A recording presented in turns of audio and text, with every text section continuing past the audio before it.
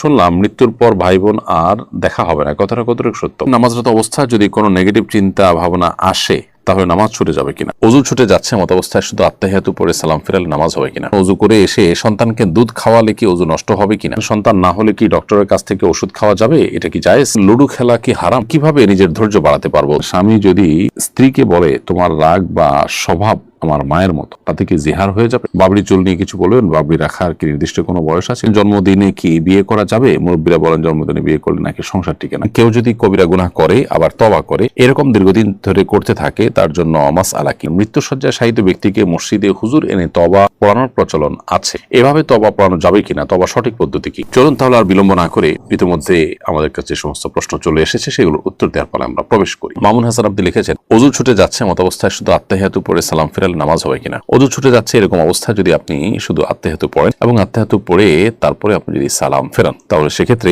নামাজ হয়ে যাবে। কারণ দুরুদ এবং দোয়া মাসুরা বিশুদ্ধ মত অনুযায়ী এটা ওয়াজিব নয়, যার কারণে আত্তাহিয়াতু পড়ে আপনি সালাম ফিরে তারপরে আপনার প্রয়োজন আপনি পূরণ করলেন, সেটি জায়েজ আছে। মাই ড্রিম আইডি থেকে আপনি লিখেছেন, অজু করে এসে সন্তানকে দুধ খাওয়ালে কি অজু নষ্ট হবে কিনা? অজু দুধ পান করানোর কারণে নষ্ট হবে না, কারণ অজু ভঙ্গের বিষয়টি আমাদের শরীর থেকে পবিত্র কোনো বিষয় বের হওয়ার সাথে সম্পৃক্ত। তো মা যখন সন্তানকে দুধ খাওয়ান তখন সেই দুধটা কোনো নাপাক কোনো বিষয় না, বিধায় এ দুধ শরীর থেকে নির্গত হলো, সন্তান পান করলো, তার ফলে মায়ের অজু নষ্ট হওয়ার কোনো কারণ নেই। এস বাইজিদ এসকে আপনি লিখেছেন, যে ব্যক্তি দাড়ি রাখে না তাকে কি সালাম দেওয়া যাবে? দেখুন, যিনি দাড়ি রাখেন না তাকে সালাম দিতে কোনো অসুবিধা নেই। শরীয়ত আমাদেরকে বলে না যে দাড়ি বিশিষ্ট লোকদেরকে দেখে দেখে সালাম দাও। নবী সাল্লাল্লাহু আলাইহি ওয়াসাল্লাম বলেছেন, তুমি সালাম দাও যাকে চিনে তাকে, যাকে চেনো না তাকেও। এজন্য সালাম আমরা সবাইকে দেওয়ার চেষ্টা করবো ইনশাআল্লাহ, যদি তিনি মুসলিম বলে মনে হয়। হ্যাঁ, কেউ মুসলিম অমুসলিম সন্দেহ হলো, মুসলিম জনপদে অবশ্য বেশিরভাগ মানুষ মুসলিম, যেখানে সেখানে আপনার সন্দেহ করার দরকার নেই। যেখানে অমুসলিম প্রধান সেখানে অবশ্য মুসলিম হওয়ার কোনো আলামত না থাকলে আপনি সালাম দেওয়া থেকে বিরত থাকবেন। এরপরে জাহানারা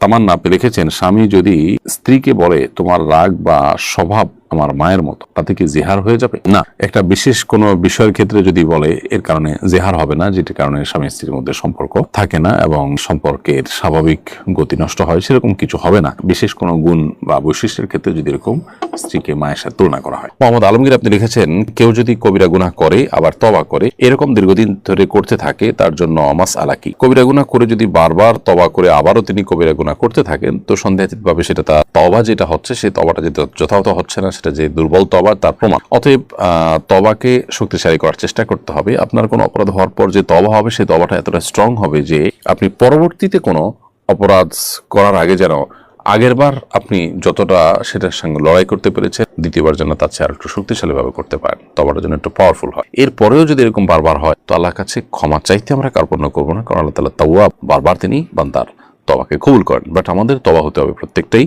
আগেরটার তুলনায় শক্তিশালী। মারিয়া ইসলাম আপনি লিখেছেন, সন্তান না হলে কি ডক্টরের কাছ থেকে ওষুধ খাওয়া যাবে? এটা কি জায়েজ? অবশ্যই সন্তান হওয়ার জন্য কোনো ঔষধ, কোনো চিকিৎসা আপনি সেবা গ্রহণ করতে পারেন, যদি শরিয়ার কোনো সীমা লঙ্ঘন হওয়ার মতো বিষয় সেখানে না থাকে, কোনো অসুবিধা নেই। তানহাত আবাসম লিখেছেন, লুডো খেলা কি হারাম? সরাসরি হারাম বলা হয়তো কঠিন হবে, কিন্তু মাকরুহ তাহরিমি থেকে অবশ্যই খালি না। একে তো অনর্থক কাজ, দ্বিতীয়ত যে সমস্ত খেলাধুলা শারীরিক কোনো কসরত নাই, এই সমস্ত খেলাধুলা আসলে কোনো মানুষের রিফ্রেশমেন্টও হয় না, মানুষ আরো বোর ফিল করে। সব মিলিয়ে শরিয়া যে সমস্ত খেলাকে অনুমোদন করেছে সেগুলোতে শারীরিক কসরত আছে, এটা তার মধ্যে পড়ে না, বিধায় দাবা ইত্যাদি সম্পর্কে শরীয়তে পরিষ্কারভাবে নিষেধাজ্ঞা আছে। এটা সেই ক্যাটাগরি খেলা হওয়ার কারণে এটাও নিষিদ্ধের আওতায় পড়বে এবং একজন মুসলমান সময় কাটানোর উদ্দেশ্যেও এটি করা উচিত হবে না। মোহাম্মদ বাবলু মিয়া আপনি লিখেছেন, হিংসা কিভাবে ছেড়ে দিব? যার ভেতরে বিন্দু পরিমাণ হিংসা রয়েছে সে তো জান্নাতে প্রবেশ করতে পারবে না, সুতরাং হিংসা কিভাবে ছাড়া যায়? ভাই বাবলু মিয়া, হিংসা ছাড়ার জন্য যার প্রতি হিংসা হয় তার জন্য আপনি দোয়া করবেন, দেখবেন আপনার হিংসা কমে যাবে। আবার আল্লাহ রাব্বুল আলামিনের কাছে পানা চাইবেন, আল্লাহ যেন অন্তরকে,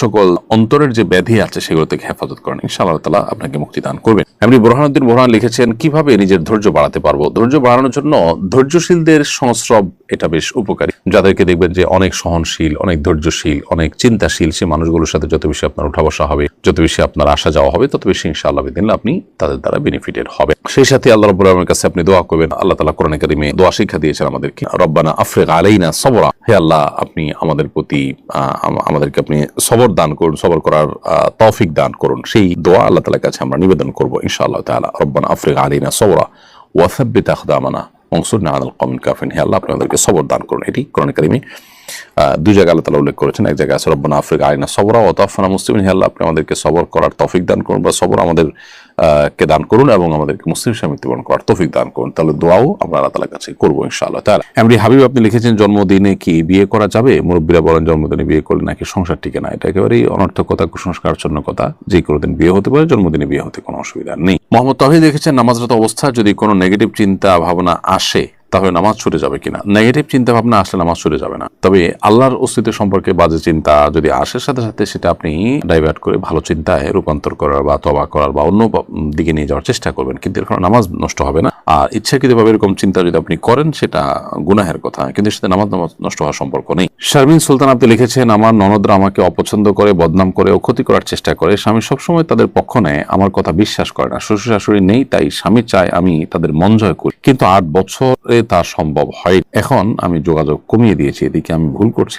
আপনার ননদ বা আপনার দেবর ভাসুর এদের সাথে আপনার আসলে ননদদের সাথে বিশেষ করে আপনি জানতে চাইছেন, তাদের সাথে যোগাযোগ রক্ষা করা আপনার জন্য আবশ্যক না। অতএব এখানে আপনি যোগাযোগ কমিয়ে দিলে আপনি গুনাহগার হবেন না। বিশেষ করে আপনি যখন তাদের দ্বারা কষ্ট পান সেক্ষেত্রে আপনি কিছুটা কমিয়ে দিলে অসুবিধা নেই, বাট স্বামীর দিক বিবেচনা করে সুখী জীবনযাপনের প্রয়োজনে আপনি চেষ্টা করবেন সাধ্য অনুযায়ী ছাড় দেওয়া, যেটা আপনি অনেকদিন করে আসছেন। আল্লাহ আপনাকে সবর তৌফিক দান করুন। এমডি জিহাদ সরকার লিখেছেন বাবরি চুল নিয়ে কিছু বলবেন। বাবরি রাখার কি নির্দিষ্ট কোনো বয়স আছে? কোনো বয়স নাই, বাবরি চুল রাখতে পারেন আপনি, তবে সাধারণত প্রাপ্তবয়স্ক হওয়ার পরেই মানুষ বাবরি চুল রাখে, এবং যদি অপ্রাপ্ত বয়স্ক বিশেষ করে শস্ত্রবিহীন অবস্থায় বাবরি চুল রাখলে সেটি যদি কোনো কারণে ফিতনার আশঙ্কা হয় তাহলে সেটা অ্যাভয়েড করা দরকার। অবশ্য শরীয়ত আমাদেরকে কোনো বয়স ঠিক করে দেন যে এই বয়সের আগে রাখা যাবে না বা এই বয়সের পরেই রাখতে হবে, এমন কোনো বাধ্যবাধকতা শরীয়ত আমাদেরকে দিয়ে দেয়নি। আয়েশা সিদ্দিকা লিখেছেন ডাক্তারের সিরিয়াল তাড়াতাড়ি পাওয়ার জন্য কারো সুপারিশ নেওয়া যাবে কিনা। সিরিয়াল যখন করা হয় ফোনে বা আপনার অন্য কোনো উপায়ে যখন সিরিয়াল করা হয়, সেই সিরিয়ালকে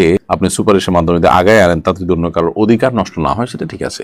কিন্তু ধরুন এক জায়গায় বসা আছে, সিরিয়াল ধরে অনেকক্ষণ ধরে মানুষ অপেক্ষা করছে, আপনি কোনো একটা মাধ্যমে শর্টকাট ওয়েতে চলে গেলেন, তাহলে অবশ্যই যারা দাঁড়িয়ে আছে তাদের হক নষ্ট করেছেন, এটা জায়েজ নয়। এক্ষেত্রে ডাক্তার সাহেব নিজে যদি আপনাকে কোনো ছাড় দেন বা রেসপেক্ট করেন, সেটাকে সাধারণত রোগীরা ভিন্ন চোখে দেখেন না, সেটা ভিন্ন বিষয়। তামজিদ ভিডিও আপনি আমাদের ইউটিউব চ্যানেলে লিখেছেন মৃত্যুসজ্জায় শায়িত ব্যক্তিকে মসজিদে হুজুর এনে তওবা পড়ানোর প্রচলন আছে, এভাবে তওবা পড়ানো যাবে কিনা, তওবা সঠিক পদ্ধতি কি? এর উত্তরে রাসূল করিম সাল্লাল্লাহু আলাইহি ওয়াসাল্লাম মৃত্যুসজ্জায় মানুষকে ইসলামের দাওয়াত দিয়েছেন, কুফর থেকে তওবা করার দাওয়াত দিয়েছেন। এটি নবী সাল্লাল্লাহু আলাইহি ওয়াসাল্লাম তার চাচা আবু তালেবের ক্ষেত্রে করেছেন, অন্য আরো অনেকের ক্ষেত্রে করেছেন। অতএব সেগুলো থেকে যদি তওবা করানো যায় তাহলে গুনাহের বিষয়টি তো অবশ্যই করানো যাবে। কোনো পাপাচার থেকে, অন্যায় কাজ থেকে কোনো ব্যক্তিকে মৃত্যুসজ্জায় তওবা পড়ানো যেতে পারে। তবে হ্যাঁ, একেবারে মৃত্যুর আলামত প্রকাশ পেয়েছে, সর্বশেষ পর্যায়ে চলে গেছে, এরকম পর্যায়ে আসলে আর তওবা গ্রহণযোগ্য হয় না, সেটি ভিন্ন বিষয়।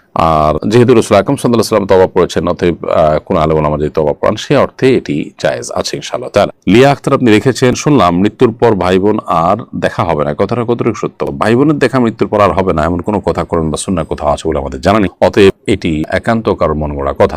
যদি ভাই বোন জান্নাতি হয়ে থাকেন তাদের সাথে সাক্ষাৎ হবে, কিয়ামতের ময়দানে সাক্ষাৎ হতে পারে। আল্লাহ তাআলা বলেছেন ইয়াউমা ইয়াফিরুল মারউ মিন আখিহি ওয়া উম্মিহি ওয়া আবিহি, মানুষ কিয়ামতের ময়দানে নিজের ভাইকে দেখে পলায়ন করবে, তাহলে যে দেখা হবে না এ কথা তো সঠিক নয়।